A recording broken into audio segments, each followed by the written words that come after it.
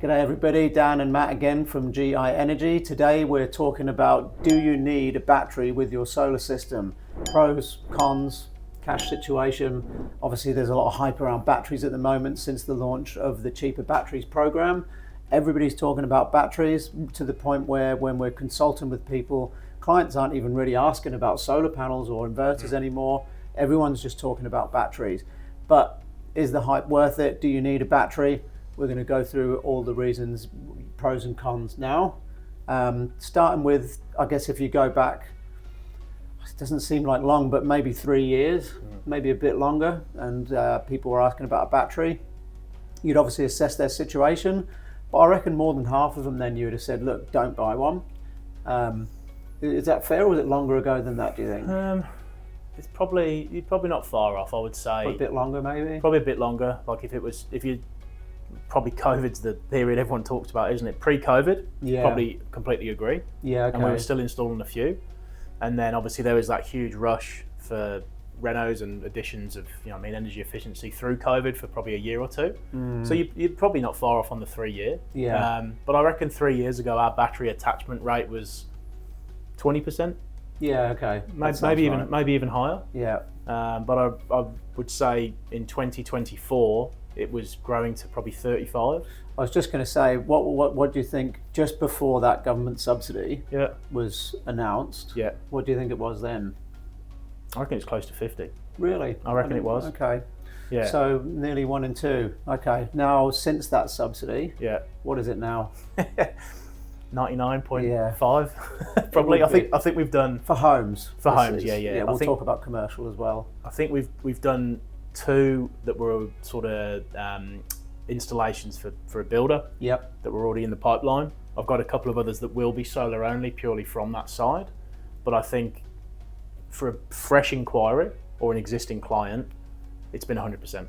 Yeah. It's like, and like you said before, the question about the panels absolutely is virtually zero. Like even at the end of a call, you're like, any panel do you like? Do you know what I mean? Like, is there something you looked at? Because there's so much focus on the battery, understandably, as you said, because of the hype, and that's just what everyone's talking about. Yeah. But if we're going back to just pre-subsidy, I think we were moving towards that point anyway, because for a number of reasons, and I guess this sort of comes into the next part, obviously, about the benefits of a battery. Yeah.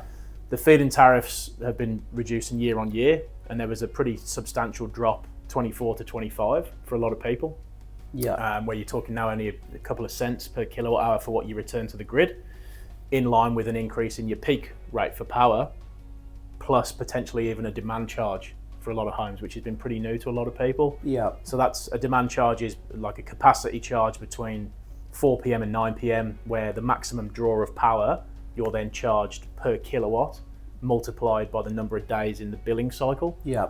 So some bills we've seen that could be $100, 100 more. Yeah. Like, so the battery then is obviously available to reduce that demand at that time because your battery is discharging. But also with your falling feed-in tariff and you're paying more for power, it's obviously been an adjustment there. And I think that was probably the initial reason. And that's something that a lot of people are asking about, or they've just been thinking about the battery anyway. Yeah. And obviously the subsidies just eased that in, because obviously now the price is adjusted so much. Just to clarify for people that are new to solar, a feed-in tariff is basically energy that you sell back to the grid. So if you're producing more energy than you need in your home, and you've got the ability to export it back, then you'll sell it back to the grid. Used to be as much as 60 cents per kilowatt hour sold back to the grid in some areas. Now, as you said, the average is probably 4 cents. Yeah. And the average you're being charged is probably low 30s. Yeah. So there's a diminishing value on the extra solar. So if you can store it and use it at a higher rate, it makes more sense than ever. Absolutely.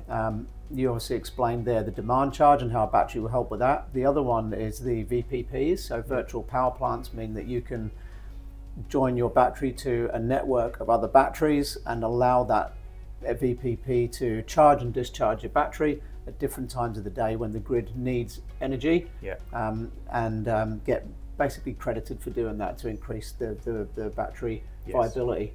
So the reason that it's shifted is the rise of VPPs, the lower in feed-in tariff, demand charges on bills. Obviously then the subsidy coming in is been the final kicker really there. I mean, that's what a lot of people have been waiting for, isn't it? The conversation where we've had numerous clients over the years saying, can I add a battery to my system? You price it up for them pre-subsidy, probably didn't make a lot of sense, or you were looking at maybe a return at around the warranty period. And this was even before the feed-in tariff had fallen. And maybe they didn't have too many issues with power outages as well. So the other thing is obviously backup power that a lot of people have been looking for. But now, with a combination of diminishing feed-in, increasing rates, demand charges, power outages, and this new subsidy, you're covering off a huge portion of the cost of the battery, like solar used to initially. And that's really what's driven this huge uptake.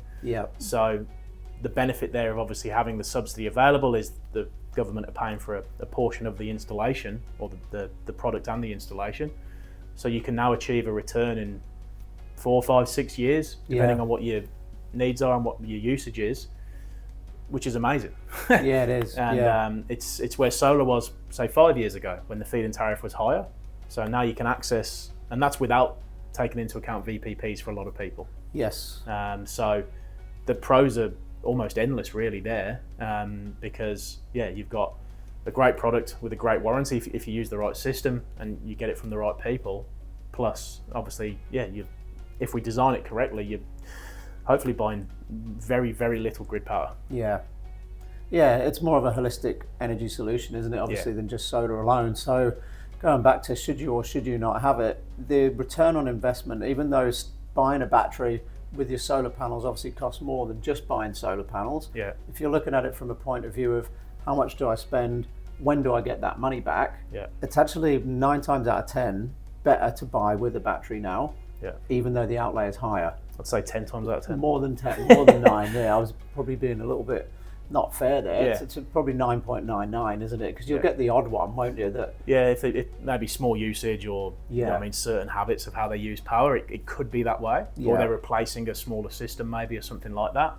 But in nearly every other case, as you said, because of what we pay for power and what we export power for, that difference there just makes the battery so much more viable. Definitely. The VPP is one of the big drivers there, isn't it? Which we won't go into too much detail on, but there's a couple of other videos people can watch if they want to have a look at that. Commercial is a bit different again, and probably most people watching this are homeowners, so I won't go into too much detail, but commercial will really depend on the load profile, and a lot of the time commercial businesses are obviously using energy during sunlight hours, so straight off the bat that means that a battery might not be as valuable. But it's going to come down to the load profile, and we're finding now that commercial batteries, smaller commercial batteries at least, since that subsidy, up to 100 kilowatt hours is how much you can install, and up to 50 is what's subsidized. You can get really quick paybacks. We're talking about one the other day we did on another video. I think the payback was 3.8 years, somewhere around there for solar and battery. That's phenomenal. We just did an 80 kilowatt hour addition to a 100 kilowatt solar system for a shopping centre, and their load was 18 kilowatts from sort of 4 p.m. to 10 p.m. So that battery will then provide 4 hours, or just over 4 hours of obviously grid independence at that time, and their peak rate was 55 cents a kilowatt hour. So they're saving more than $20 a day. So the ROI was insane. There you go. And that was without a demand charge. That was purely just obviously offsetting that power consumption. So that sweet spot of that sort of small to mid commercial, it can also be great now. But for a homeowner, it's even better, because that's generally when you come home from work or school, your aircon goes on, you're cooking, you're doing everything else. So a lot of the power for a lot of homes isn't used in the day. It's at 4, 5 p.m. onwards. So that's obviously the other part that's really driven this as well, is people just want to have that holistic solution, consume their own power that they're generating, and obviously offset their grid reliance massively. It's also just, it was probably less important, but I've got batteries at home. I've installed a second battery since the subsidy was released, and going on the app, and I've joined a VPP called Amber, so I'm looking at the Amber app, and I'm looking at my Tesla app to see what's going on. And I was showing you just before, almost every day I'm in credit, and it can be 80 cents, it can be $5. I don't have a massive battery, and I use a lot of power, so I'm not making money, but just looking at that app and knowing that I'm completely covered, and if the power cuts, I've got my 27 kilowatt hours of storage there. That part of it is hard to justify from a cash outlay perspective, but it's a great thing to have a family home that's looked after in that respect with your own little mini power station. And I think that's another key reason why buying a battery with your solar system is just a better choice now. Yeah, for sure, absolutely. Yeah, I think that covers everything. I think so. We've got a battery guide. We can put in the link there for people that want to know a little bit more, and there's obviously a bunch of other videos on there explaining how batteries work. So hopefully you've got some value for this. Thanks for watching. Thank you.